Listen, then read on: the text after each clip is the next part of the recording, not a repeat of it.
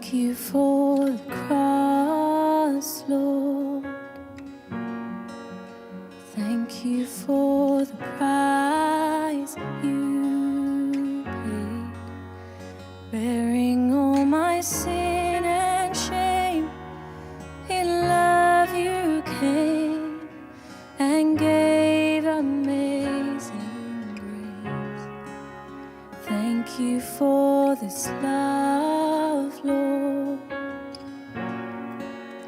Thank you for the nail-pierced hands. Wash me in your cleansing flow. Now all I know is your forgiveness and embrace. Worthy is the Lamb seated on the throne. I crown you now with many crowns. You reign victorious.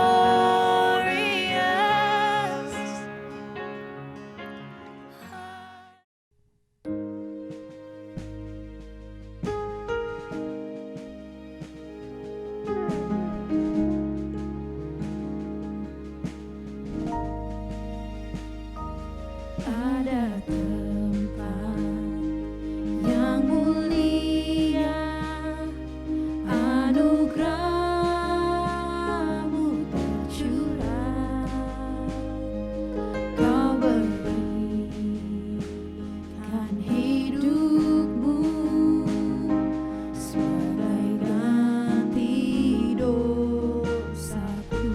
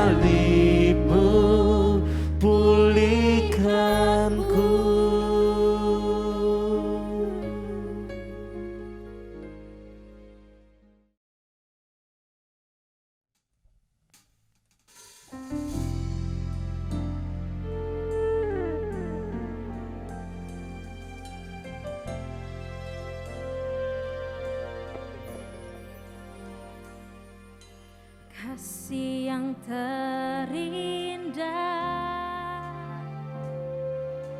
hati yang mulia,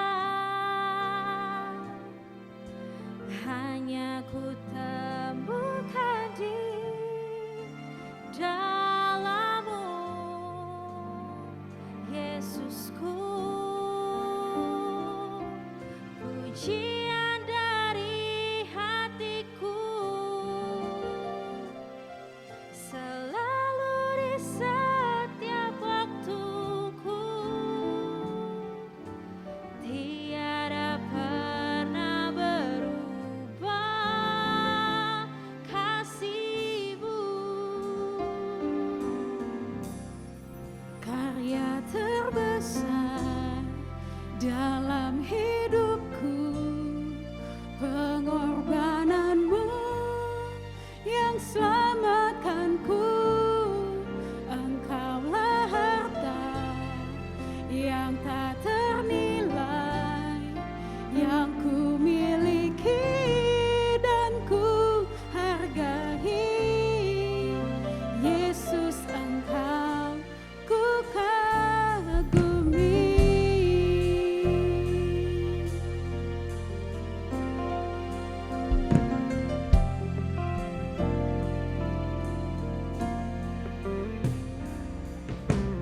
Kasih yang terindah, hati yang mulia, hanya ku temukan di dalam-Mu, Yesusku. Pujian dari hatiku selalu di setiap waktuku, tiada pernah berubah kasih-Mu.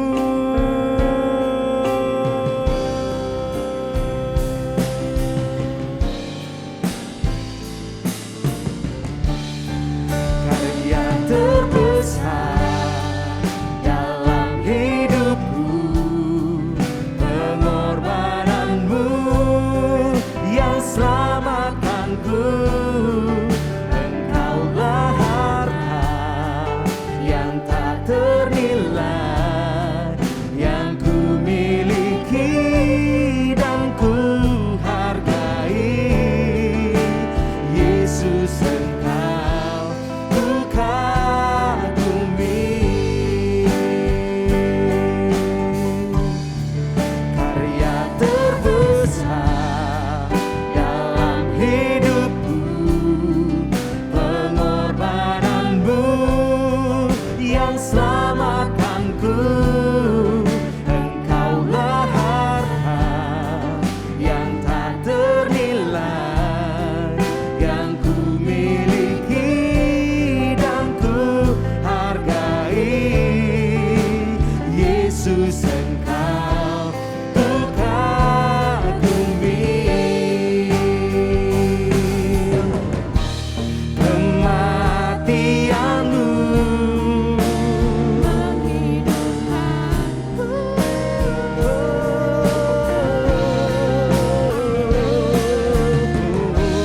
dan ku pastikan pengorbanan-Mu tak akan pernah sia-sia.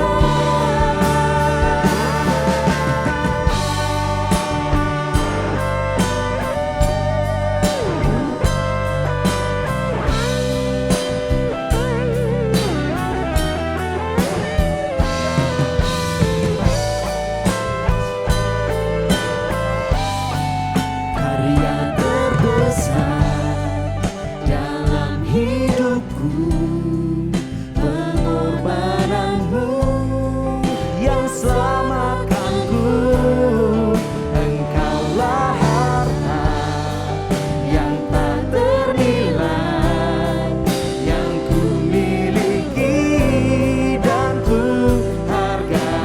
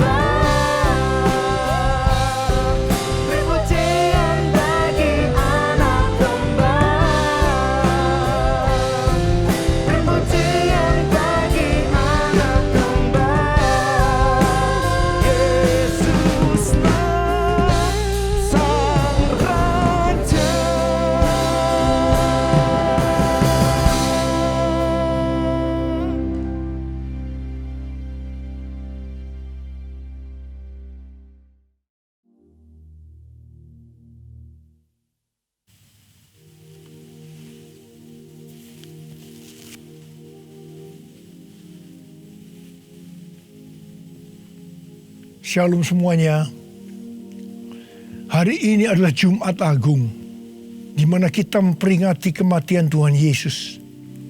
Kita akan merenungkan kembali kasih Tuhan Yesus yang luar biasa yang diberikan kepada kita semua. Saya mau mengatakan sesuatu kepada saudara, bahwa apapun yang kita alami hari-hari ini, dalam pandemi COVID-19 dan krisis ekonomi, kita harus tahu bahwa Tuhan Yesus sangat-sangat mengasihi kita semua. Yang paling penting, kita harus mengerti bahwa kasih Tuhan Yesus kepada kita adalah supaya kita diselamatkan.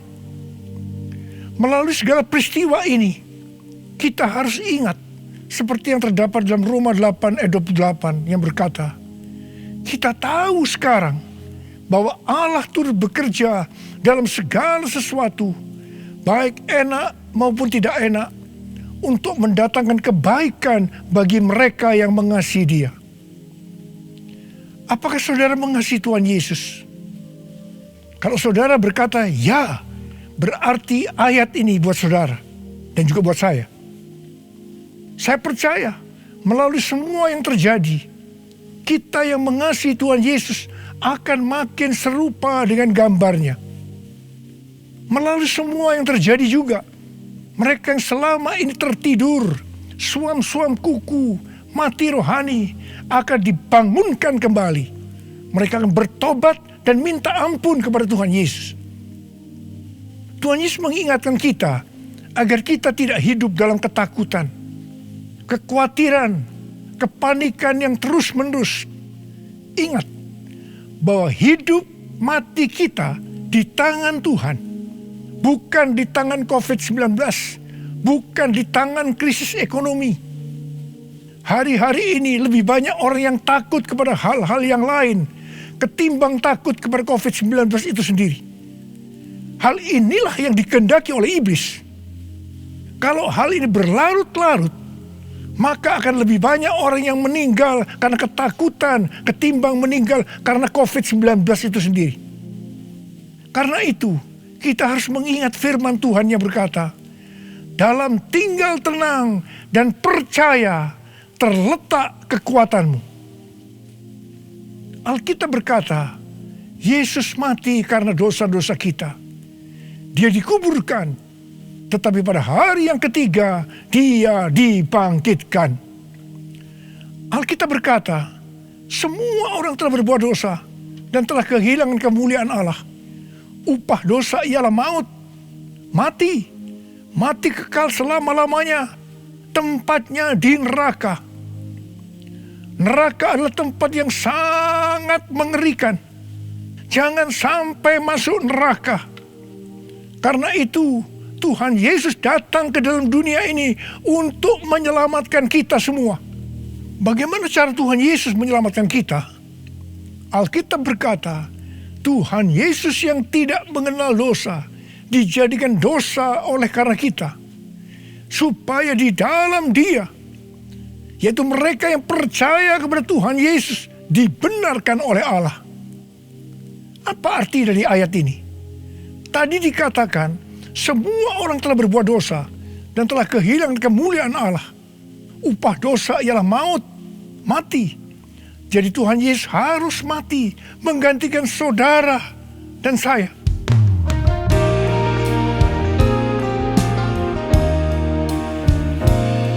Kasih Allahku sungguh telah terbukti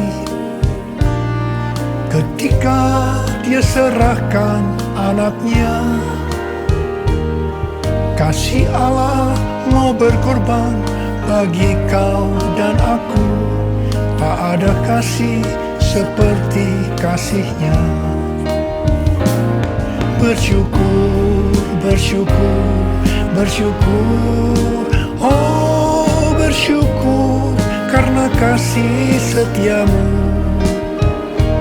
Ku sembah, ku sembah, ku sembah dan ku sembah. Selama hidupku ku sembah kau Tuhan. Selama hidupku ku sembah kau Tuhan. hidupku, ku sembah Kau, Yesus.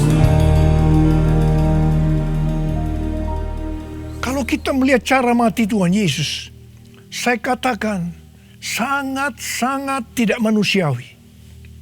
Alkitab menuliskan ada 10 tahap penderitaan Tuhan Yesus. Dari Taman Getsemani sampai Golgota. Sangat mengerikan. Tahap yang pertama, ketika berada di Taman Getsemani, Tuhan Yesus berdoa kepada Bapa dalam keadaan ketakutan. Sampai peluhnya seperti tetes-tetes darah yang jatuh ke tanah. Pada saat itu seorang malaikat turun untuk menguatkan Tuhan Yesus. Tuhan Yesus berdoa kepada Bapa, "Ya Bapakku, jikalau sekiranya mungkin, biarlah cawan ini lalu daripadaku. Tetapi jangan seperti yang ku kehendaki, melainkan seperti yang Kau kehendaki." Di sini Tuhan Yesus mengajar kepada kita bahwa di dalam doa kita boleh menawar, tetapi jangan memaksakan kehendak. Bagi yang sekarang dalam ketakutan, kita harus ingat bahwa Tuhan Yesus pernah mengalami ketakutan untuk menebus dosa kita semua. Karena itu datanglah kepada Tuhan Yesus. Dia pasti mampu dan mau menolong kita semua. Tahap yang kedua, Tuhan Yesus ditangkap. Dia dituduh dengan bermacam-macam tuduhan. Diludahi, mukanya ditinju, dipukul. Tetapi Tuhan Yesus tidak membalas. Di sini Tuhan Yesus mempraktekkan apa yang diajarkannya kepada kita. Agar kita mengasihi dan berdoa bagi orang-orang yang membenci kita. Mengutuk kita, mencaci maki kita. Jikalau kita hanya mengasihi orang-orang yang mengasihi kita, apa jasa kita? Karena orang-orang berdosa pun juga mengasihi orang-orang yang mengasihi mereka. Tahap yang ketiga, Tuhan Yesus dibelenggu dan diadili. Waktu Tuhan Yesus diadili oleh Pilatus, ternyata tidak didapati kesalahan yang membuat Tuhan Yesus harus dihukum mati. Sementara itu orang-orang Yahudi terus berteriak-teriak supaya Tuhan Yesus dihukum mati. Salibkan dia! Salibkan dia! Akhirnya Pilatus menyerahkan Tuhan Yesus untuk disalibkan. Tahap yang keempat, Tuhan Yesus dicambuk. Proses awal dari penyaliban, jubah Tuhan Yesus dibuka dan dihukum cambuk. Dua algojo bergantian menghunjamkan cambuk ke punggung Tuhan Yesus. Ujung cambuk itu terbuat dari potongan tulang dan potongan besi. Tiap kali cambuk itu dihunjamkan ke punggung Tuhan Yesus, itu menimbulkan luka yang dalam. Tuhan Yesus berteriak-teriak kesakitan. Darah Tuhan Yesus bercucuran. Tuhan Yesus bermandikan darah. Tahap yang kelima, kepala Tuhan Yesus diberi mahkota duri. Duri ditancapkan di kepala Tuhan Yesus dengan cara dipukul. Sakitnya luar biasa. Darah bercucuran. Tahap yang keenam, Tuhan Yesus disuruh memikul salib. Dalam kesakitan, berlumuran darah, ditambah semalaman Tuhan Yesus tidak tidur. Tuhan Yesus harus memikul salibnya. Tuhan Yesus jatuh bangun karena tidak kuat. Maka Simon dari Kirene disuruh menggantikannya. Tahap yang ketujuh, tangan dan kaki Tuhan Yesus dipaku. Sakitnya luar biasa, darah bercucuran. Tahap yang kedelapan, Tuhan Yesus digantung di atas kayu salib. Pada saat itu Tuhan Yesus menderita secara lahir maupun batin. Secara lahir dia merasakan sakit yang luar biasa di sekujur tubuhnya. Dan juga merasa sesak karena ada cairan yang menekan jantungnya. Secara batin Tuhan Yesus menderita. Karena Tuhan Yesus melihat semua orang yang lalu lalang menghujat dia. Ahli Taurat, tua-tua, imam-imam menghujat dia. Bahkan salah satu penjahat di sebelahnya juga ikut menghujat. Tahap yang ke-9,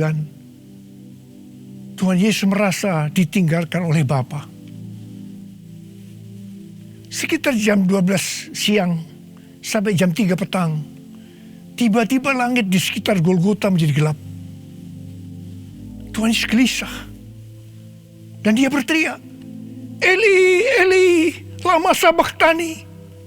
Allahku, Allahku, mengapa engkau meninggalkan aku? Tuhan Yesus merasa ditinggalkan oleh Bapa. Orang yang berdosa pada hakikatnya dipisahkan dari Bapa. Jadi untuk menebus dosa dari orang yang berdosa, maka Tuhan Yesus harus merasakan ditinggalkan oleh Bapa, dipisahkan dari Bapa. Saya percaya ini adalah puncak penderitaan Tuhan Yesus. Penderitaan lainnya tidak ada artinya dibandingkan merasa ditinggalkan oleh Bapa. Bagi saya, kalau saya tidak bisa merasakan hadirat Tuhan, itu adalah hal yang paling berat dalam hidup saya. Karena itu setiap hari saya selalu menjaga langkah-langkah dalam hidup saya, agar saya terus mengalami hadirat Tuhan. Kalau ada dosa, harus cepat diselesaikan, supaya terus merasakan hadirat Tuhan. Saya berharap saudara juga melakukan hal yang seperti itu. Kalau ada di antara saudara yang sudah tidak merasakan hadirat Tuhan, dan saudara menganggap itu biasa, saudara harus bertobat. Tidak ada yang lebih berbahagia daripada kalau kita berada dalam hadirat Tuhan. Sebab Alkitab berkata, di hadapanmu ada sukacita berlimpah-limpah. Artinya di dalam hadirat Tuhan ada sukacita dan kebahagiaan yang berlimpah-limpah. Tahap yang ke-10. Tuhan Yesus berkata, sudah selesai. It is finished. Ya Bapa, ke dalam tanganmu kuserahkan nyawaku. Lalu Tuhan Yesus mati. Pertanyaannya, mengapa Tuhan Yesus harus mati dengan cara demikian? Mengapa tidak dengan cara yang mudah? Dipenggal kepalanya, selesai. Mengapa Tuhan Yesus harus mati dengan bermandikan darah? Alkitab katakan, tanpa penumpahan darah tidak ada pengampunan dosa. Untuk mengampuni dosa saudara, dosa saudara, dosa saudara, dan dosa saya, Tuhan Yesus harus mati dengan cara demikian. Selain itu, apalagi yang Alkitab katakan dengan cara mati Tuhan Yesus yang seperti itu? Yang pertama, penyakit kitalah yang ditanggungnya. Yang kedua, penderitaan kita yang dipikulnya. Dan oleh bilur-bilurnya kita disembuhkan.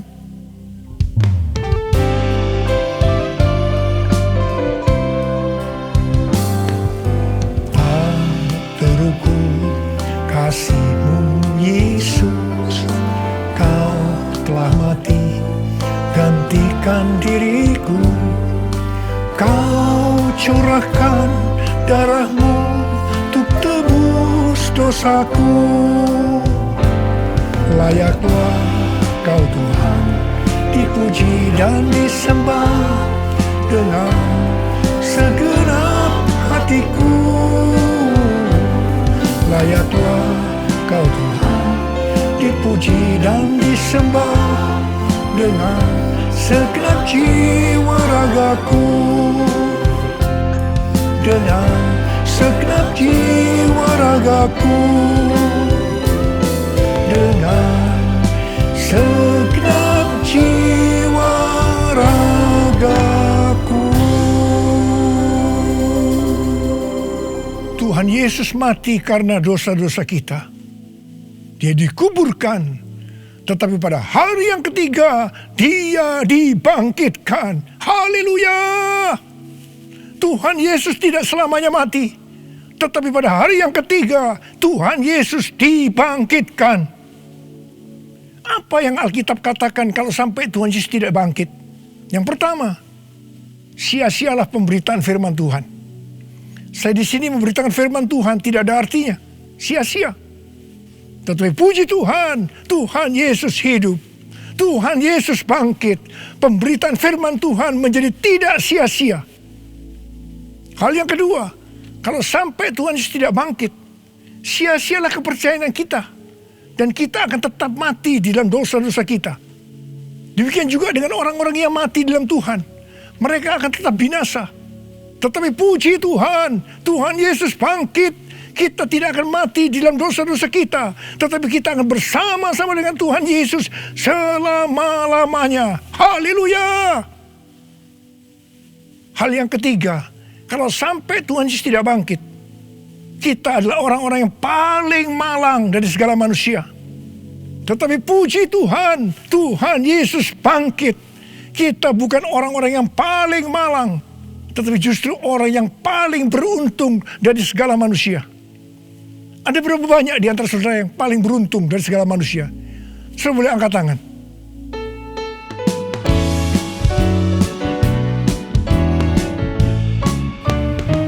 Sebab Dia hidup, ada hari esok. Sebab Dia hidup, ku tak gentar, karena ku tahu Dia pegang hari esok. Hidup jadi berarti sebab Dia hidup. Sebab Dia hidup, ada hari esok. Sebab Dia hidup, ku tak gentar, karena ku tahu Dia pegang hari esok. Hidup jadi berarti sebab Dia hidup. Hidup jadi berarti sebab Dia hidup. Hidup jadi berarti sebab Dia hidup.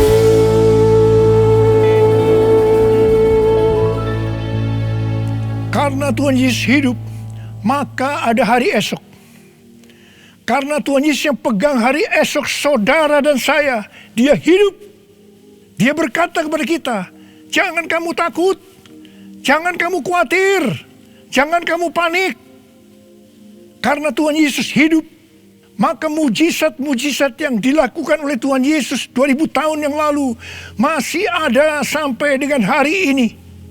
Orang buta melihat, orang lumpuh berjalan, orang tuli mendengar, orang mati dibangkitkan, orang kusta menjadi tahir, dan kepada orang miskin diberitakan kabar baik.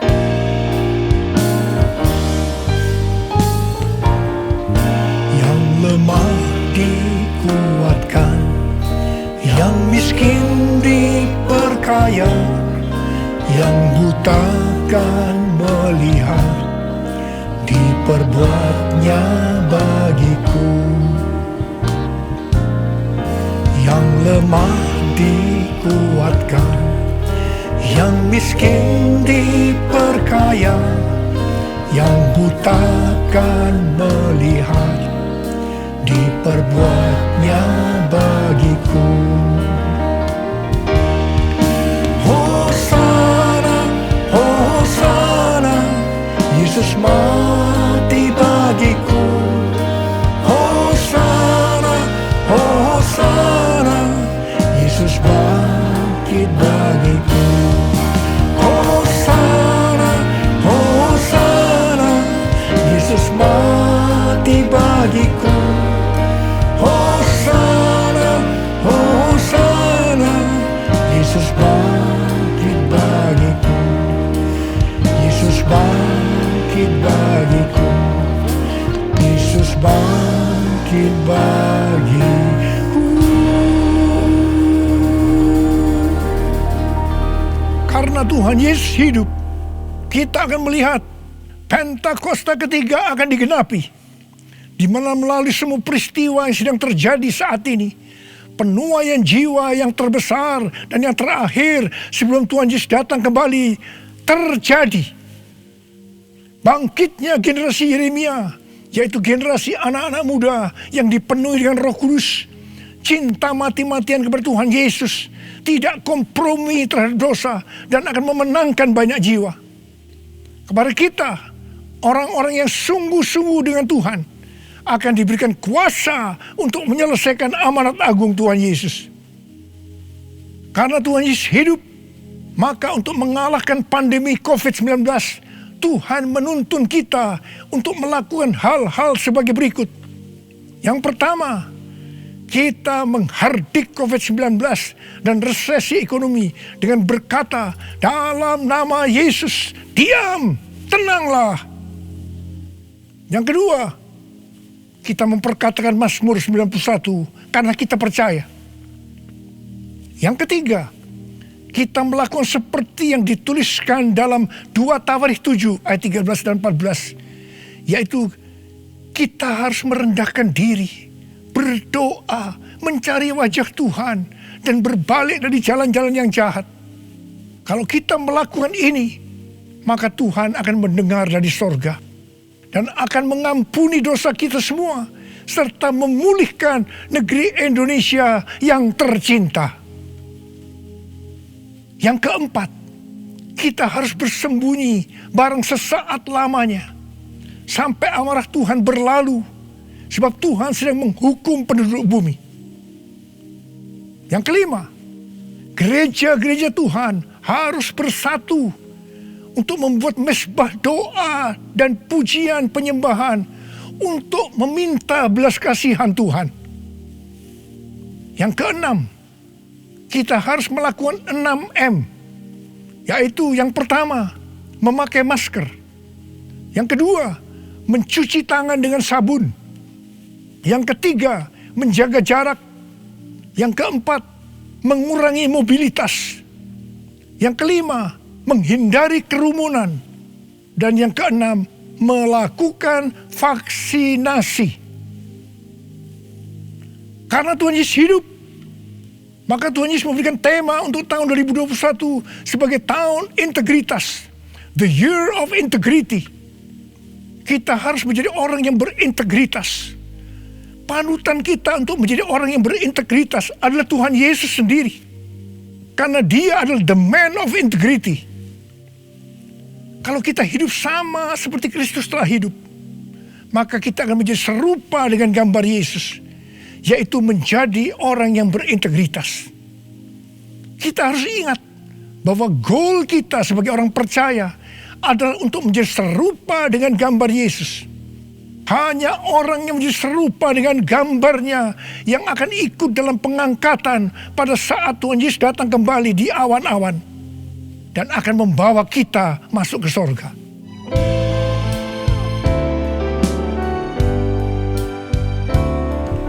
Menjadi seperti Kau Yesus, menjadi seperti Kau Yesus, menjadi sempurna dalam seluruh hidupku, menjadi seperti Kau Yesus, menjadi seperti Kau Yesus, menjadi sempurna dalam seluruh hidupku. Mari, saudara mau hidup sebagai orang yang berintegritas, angkat tangan saudara. Saya mau berdoa buat saudara. Menjadi seperti Kau Yesus, menjadi seperti Kau Yesus, menjadi sempurna dalam seluruh hidupku. Syarakana mata karabaya rarabaya rarabalabalabalabala. Oh rarabalabalabalabalabalabalabalabalabala. Oh rialalabakanabarabala. Oh rarabakanabarabalabalabala.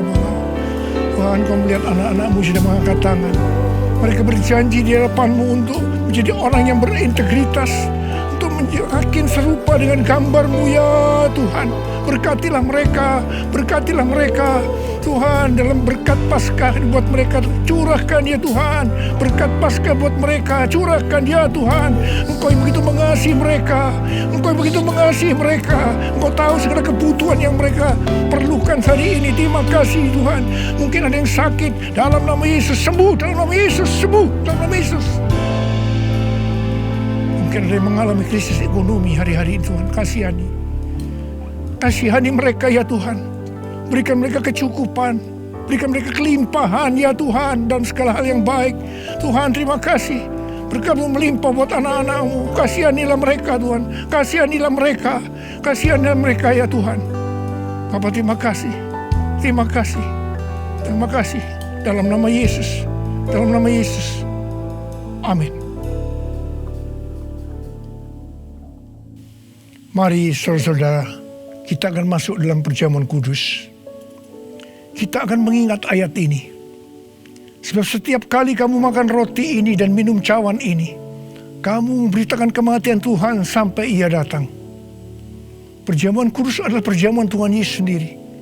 Setiap kali kita masuk dalam perjamuan kudus, Tuhan Yesus selalu berkata, biarlah ini menjadi peringatan akan aku. Karena itu mari, arahkan hati kita kepada kebaikan Tuhan. Kita akan mengingat kebaikan Tuhan. Mari tundukkan kepala. Bapa, siapakah kami sebelum kami mengenal Engkau? Kami semua orang berdosa. Upah dosa adalah maut, mati. Tapi Engkau yang tidak berdosa telah dijadikan dosa oleh karena kami semua. Engkau harus turun dari sorga mulia, menjelma menjadi manusia, mati ganti kami dengan penderitaan yang luar biasa. Sungguh ya Bapa, kalau kami pikirkan betapa baiknya Engkau itu. Engkau jadikan kami sebagai anak-anak-Mu. Engkau yang memberkati kami, Engkau yang membela kami, Engkau melindungi, Engkau menyembuhkan kami dari sakit penyakit, Engkau menjaga kami selama pandemi COVID-19 ini. Terima kasih ya Tuhan. Engkau juga tegur kalau kami salah. Itu Engkau ya Abah, Saudara, Tuhan akan memberkati saudara melalui perjamuan kudus. Tapi Tuhan mau kita makan dan minum dengan cara yang benar. Karena itu saya mau mengajak saudara untuk introspeksi. Lihat keadaan dirimu masing-masing. Jangan menyimpan dosa. Kalau ada dosa yang diingatkan oleh Tuhan kepada saudara, langsung minta ampun. Minta ampun. Katakan, ampuni saya Tuhan. Ampuni saya Tuhan. Ampuni. Supaya saudara diberkati. Minta ampun. Ampuni Tuhan. Ampuni kami semua. Ampuni Tuhan. Hamba boleh memintakan juga ampun buat mereka. Ampuni juga hamba-Mu. Terima kasih. Terima kasih ya Abah. Terima kasih. Kami akan masuk dalam perjamuan kudus dengan hati yang penuh ucapan syukur. Dalam nama Yesus. Amin. Sekarang saudara, mari kita angkat roti di tangan kanan kita tinggi-tinggi. Sebab apa yang telah kuteruskan kepadamu telah aku terima dari Tuhan Yesus. Yaitu bahwa Tuhan Yesus pada malam waktu diserahkan mengambil roti. Dan sesudah itu ia mengucap syukur atasnya. Dia memecah-mecahkannya dan berkata, inilah tubuhku yang diserahkan bagi kamu. Perbuatlah ini menjadi peringatan akan aku. Sudah dikasih Tuhan, bukankah roti yang kita pecah-pecahkan ini adalah persekutuan kita dengan tubuh Kristus? Mari kita makan dalam nama Yesus.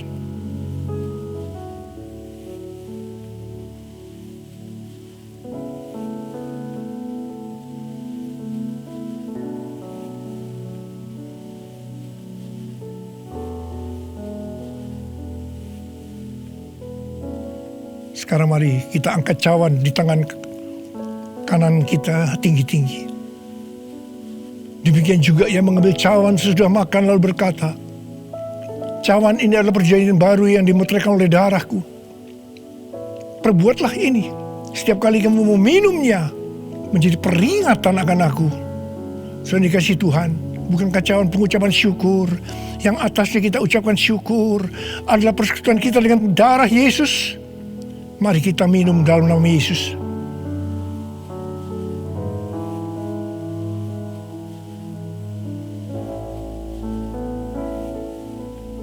Mari angkat tangan saudara. Ucapkan syukur dengan suara. Jangan diam. Katakan bersama-sama. Tuhan, terima kasih ya Tuhan. Terima kasih ya Tuhan. Terima kasih. Terima kasih Tuhan. Terima kasih ya Tuhan. Terima kasih.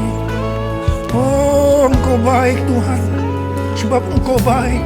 Bahwasanya untuk selama-lamanya kasih setiamu.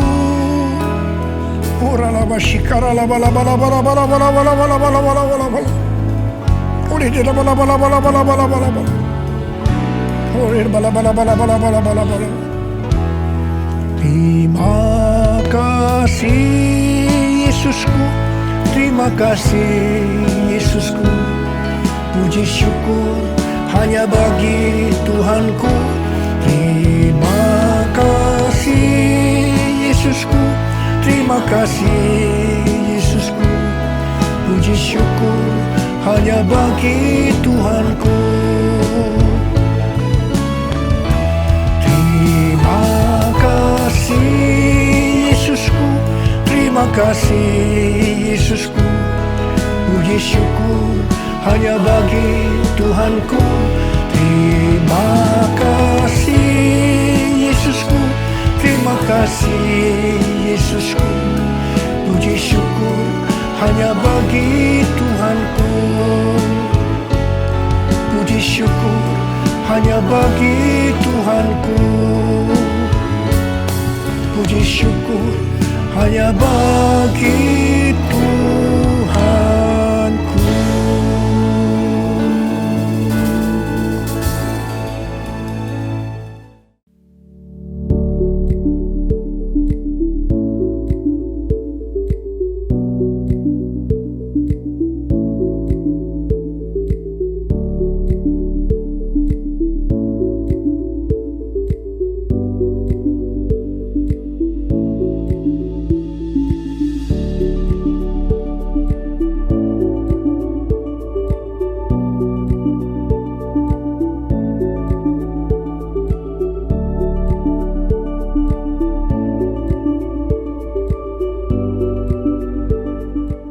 Mazmur 91. Orang yang duduk dalam lindungan yang maha tinggi dan bermalam dalam naungan yang maha kuasa akan berkata kepada Tuhan, tempat perlindunganku dan kubu pertahananku, Allahku yang kupercayai.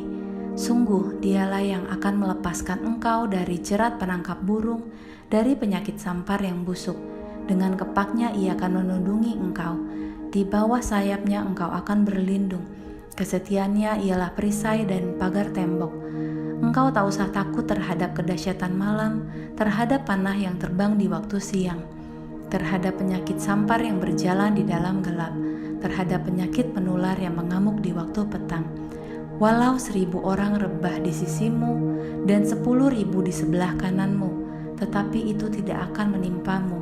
Engkau hanya menontonnya dengan matamu sendiri dan melihat pembalasan terhadap orang-orang fasik. Sebab Tuhan ialah tempat perlindunganmu, yang maha tinggi telah kau buat tempat perteduhanmu. Malapetaka tidak akan menimpa kamu, dan tulah tidak akan mendekat kepada kemahmu. Sebab malaikat-malaikatnya akan diperintahkannya kepadamu untuk menjaga engkau di segala jalanmu. Mereka akan menatang engkau di atas tangannya, supaya kakimu jangan terantuk kepada batu. Singa dan ular tedung akan kau langkahi, engkau akan menginjak anak singa dan ular naga. Sungguh hatinya melekat kepadaku, maka aku akan meluputkannya. Aku akan membentenginya sebab ia mengenal namaku. Bila ia berseru kepadaku, aku akan menjawab. Aku akan menyertai dia dalam kesesakan, aku akan meluputkannya dan memuliakannya. Dengan panjang umur akan kukenyangkan dia, dan akan kuperlihatkan kepadanya keselamatan daripadaku. Sebelum kita akhiri ibadah kita hari ini, mari kita deklarasikan apa yang dimaksudkan dengan Pentakosta ketiga. 1. Pentakosta ketiga adalah pencurahan Roh Kudus yang dahsyat di zaman now, melebihi yang terjadi di Azusa Street. 2. Pentakosta ketiga akan mengakibatkan penuaian jiwa yang terbesar dan yang terakhir sebelum Tuhan Yesus datang kembali. 3. Pentakosta ketiga akan membangkitkan generasi Yeremia, yaitu anak-anak muda yang dipenuhi Roh Kudus, cinta mati-matian kepada Tuhan Yesus, tidak kompromi terhadap dosa, dan akan bergerak untuk memenangkan jiwa. 4. Pentakosta ketiga lahir di Indonesia dan bergerak ke bangsa-bangsa. Gerakan ini dari timur ke barat dan akan kembali ke Yerusalem. 5. Pentakosta ketiga akan memberikan kuasa untuk menyelesaikan amanat agung, dan setelah itu Tuhan Yesus datang kembali. Mari kita naikkan syafaat kita. Bapa di surga, Bapa yang kami kenal, kami sembah di dalam Tuhan Yesus Kristus. Bapa, kami mengucap syukur, terima kasih Tuhan, kalau pada hari ini kami sudah boleh mengikuti ibadah online. Kami bersyukur atas berkat-Mu yang Kau limpahkan pada kehidupan kami. Tuhan, kami bersyukur atas berkat firman-Mu yang sudah Kau taburkan melalui hamba-Mu. Dan biarlah firman-Mu boleh tertanam dalam kehidupan kami, dan kami boleh menjadi tanah yang subur untuk firman-Mu boleh bertumbuh dalam kehidupan kami dan berbuah-buah di dalam kehidupan kami, Tuhan.